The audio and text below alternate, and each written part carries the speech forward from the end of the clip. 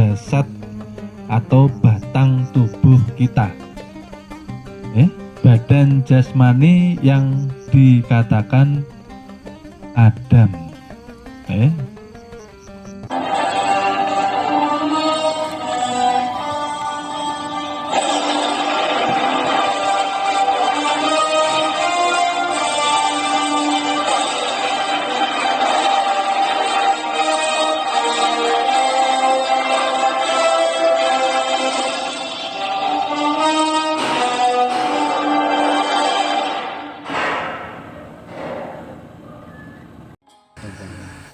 Kita harus hijrah.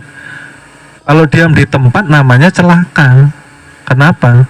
Karena siapa yang berpaling dari Tuhan, siapa yang tidak mau mengenal Tuhan melalui ilmu mengenal diri rohani, maka seumur hidup dia dikatakan junub. Orang kalau dikatakan junub berarti tidak boleh pergi ke masjid. Hakikat masjid apa? Tempat ibadah. Hakikat tempat ibadah ya seluruh buminya Tuhan ini tempat ibadah. Berarti kita tidak boleh nginjak dunia ini dong. Berarti kita tidak boleh menginjak buminya tuh karena artinya kalau tidak boleh menginjak jadinya apa? Gentayangan. Kuntilanak itu bisa gentayangan karena bumi tidak mau terima. Makanya nggak bisa nginjak bu. Kasihan. Jangan kayak gitu ya. Jadi kita harus meniatkan, tahun depan kita harus hijrah. Siap ya? Siap ya. Hijrah, dikatakan hijrah ialah yang tadinya dari gelap menuju kepada artinya gelap itu apa sih? Belum ada nur moham, kita sudah mengenal diri. Artinya kita sudah menuju kepada cahaya yang terang benda. Jangan kembali lagi. Ya kan aneh. Sudah mengenal diri tapi kita menceburkan diri ke dalam lubang maksiat. Artinya terbalik. Artinya celaka. Dari gelap menuju kepada artinya yang tadinya belum memahami ilmu sekarang orang berilmu itu beradab. Orang beradab itu kan saya katakan, orang itu kalau beradab pasti memikirkan keselamatan dirinya. Orang kalau memikirkan keselamatan dirinya, dia akan selalu berhati-hati dalam segala hal. Yang jelas kita harus selalu positif dalam setiap gerak dan setiap kegiatan kita. Lalu apa itu hijrah? Yang tadinya jahat harus berubah menjadi bisa. Selama ini banyak orang yang jahat kepada dirinya sendiri. Kenapa? Tidak mau jihad binafsi. Orang itu kalau mau merasakan janahnya Tuhan harus jihad. Orang yang tidak mau jihad, dia akan terkungkung dengan penikmatan jasad sampai nanti di liang lah, dan itu ciri-ciri akan disiksa. Ciri-ciri tubuh akan hancur loh. Kan dikatakan setiap manusia pasti ada yang menonjol 4 nafsu yang ada di dalam dirinya. Biasanya ada itu pasti. Saya semuanya rata. Ini bahaya nih. Di alwamahnya dia serakah. serakah, ya. Yang dipikirkan perut, bawah perut, ya. Terus mudah marah, mudah tersinggung amarahnya. Terus keinginannya, ya, berlebihan, supiah, tidak bisa ngerem, ya. Lalu mutmainah, merasa paling dari yang lainnya, paling hebat, paling suci, paling bersih. Baru 5 tahun nyantri, nah ngelihat orang nggak sholat, wah, neraka sampean nih kalau nggak mau sholat. Nggak boleh kayak gitu, ya. Jadi kita harus baik kepada diri kita dahulu. Coba direnungi, kita sudah jihad kah belum? Jihad binafsi ini, nah. Maka ini peperangan yang terbesar di dalam hidup kita. Kalau kita kalah maka akan celaka. Perang itu memang besar, perang itu memang menakutkan. Artinya apa? Yang tadinya kita merasa nyaman, di sini kita dipaksa, di sini kita ditantang untuk berani menderita, untuk tidak menuruti kesenangan nafsu yang selama ini kita puji dan puja. Paham gak? Terlalu nyaman karena selama ini tidak pernah kita perangi, kita ikuti terus. Sampai kapan? Artinya kita tidak hijrah lah.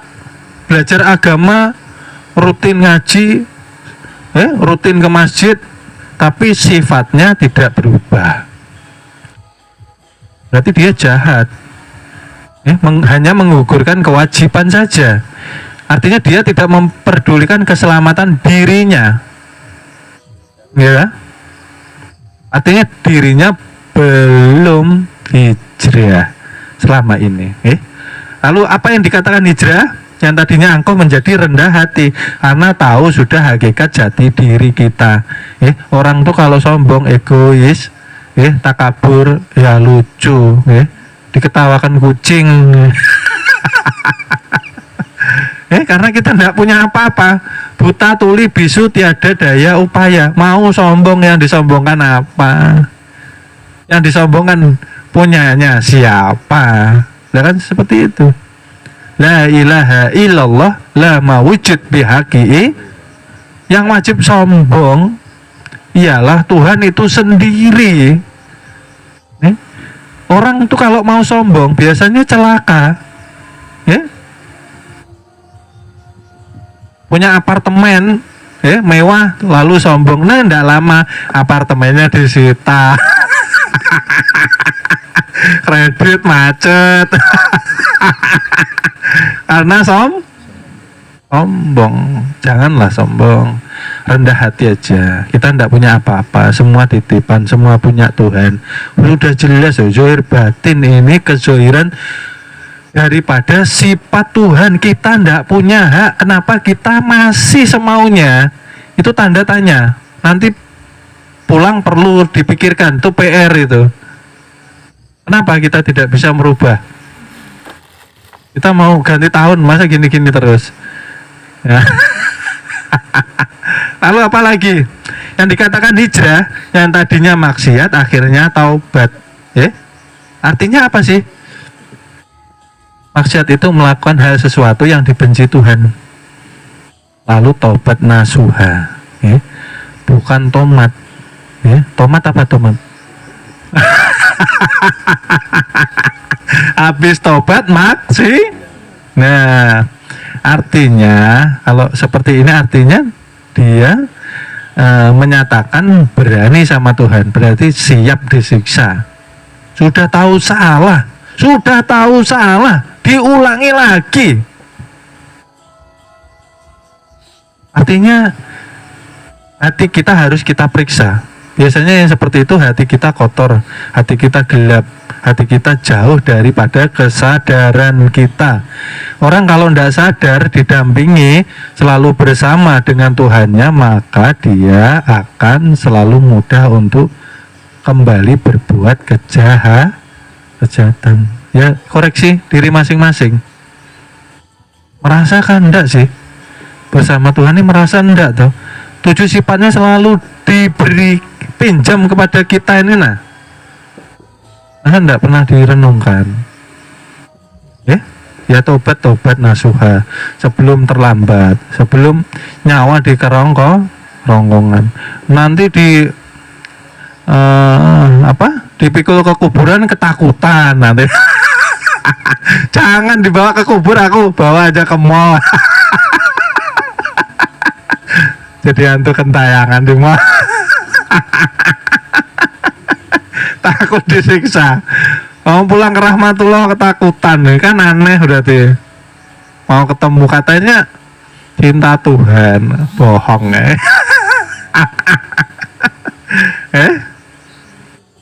Lalu yang tadinya belum belajar, kita masih menuruti sifat hewan. Sifat hewan itu apa sih?